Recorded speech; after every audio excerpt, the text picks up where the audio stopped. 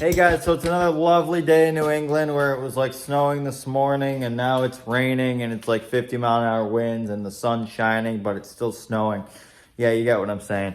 So again, did some office work this morning and now we're in the garage just working on more projects because there's always projects to do.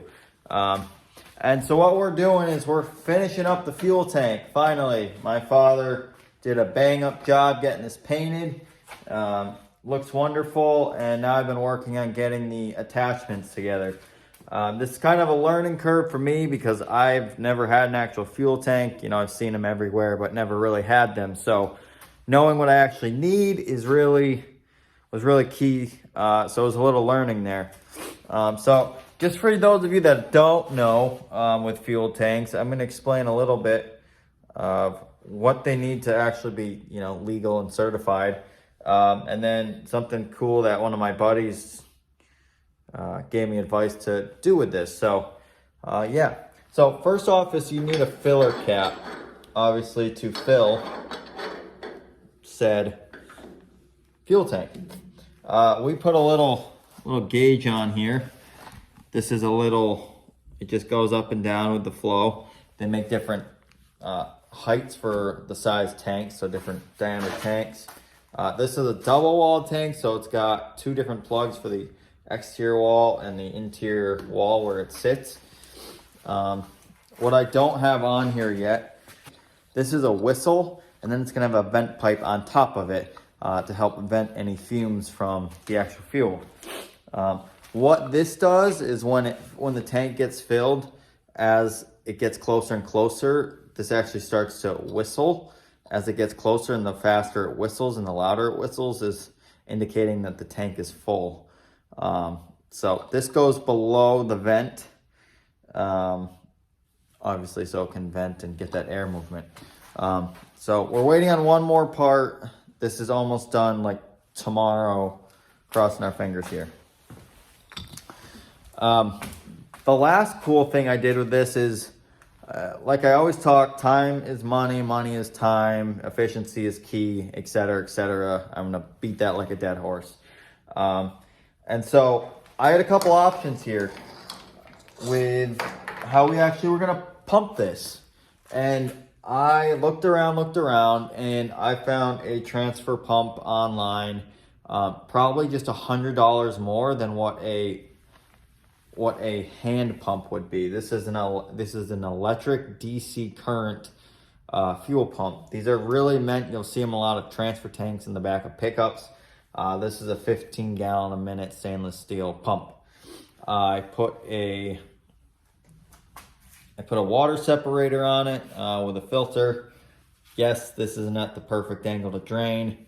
If it's not working properly, I can put an extension on here, raise this up, straighten that up. Not a big deal. I didn't want to spend another $60 on a 12-inch piece of pipe. It's just, you know, stuff's outrageous. So that's what we're going to do. If it doesn't work, we'll spend that money and make it happen.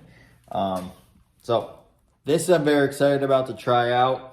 I can't wait to see how that's going to work. But what I want to explain to you is that my buddy came up with this idea, is that these are technically like plugged into like a vehicle, like wired into the battery of a vehicle. So when you flip the switch here, it automatically turns it on from the power of the vehicle. Well, this is going to be used across multiple vehicles or implements or machines. So I was thinking of a way how to make this work so I wouldn't have to, you know, wire this into every machine or just figure out some battery system, yada yada. So he came up with these cool little neat plugs. They're like power inverter plugs. These are actually like Andrew products. But they're very simple. They're for DC current. They have a plus and minus on them, just like your battery. And what they do is they connect into, if I can find another one here, they connect into each other. So you basically have a male and a female end, but they look the same. So you have two sides here. And they're virtually the same, but they slide into each other. So you just flip them around and they plug in and play like that. Ba-boom. Really cheap. I think we spent like 20 bucks on 6 of them or something, 6 sets. So really cool. So what I'm getting at is, so we wired one onto the pump, and then really simply with all our diesel tractors, we wired the same kind of pump into the other side.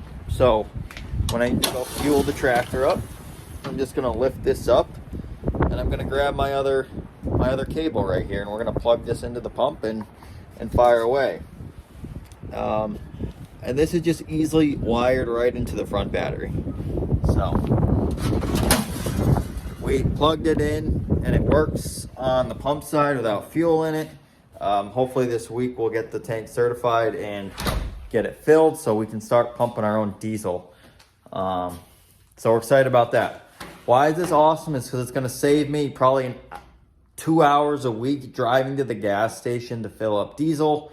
I know it sounds ridiculous. Why haven't I done this forever? Well, it's all about money. You know, the tank here was about 400 bucks.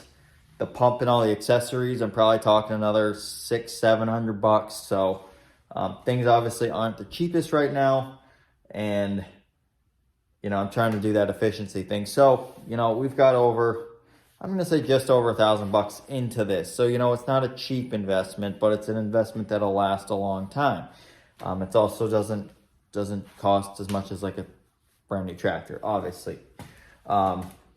So long time coming. You know, it wasn't worth it. I only had one diesel tractor. Now I have 2, and we have some other machinery that runs diesel. So this is just going to save a lot of time in the day and actually save money, because we'll be able to run off-road diesel now. And get the tax break on that right when it's filled. So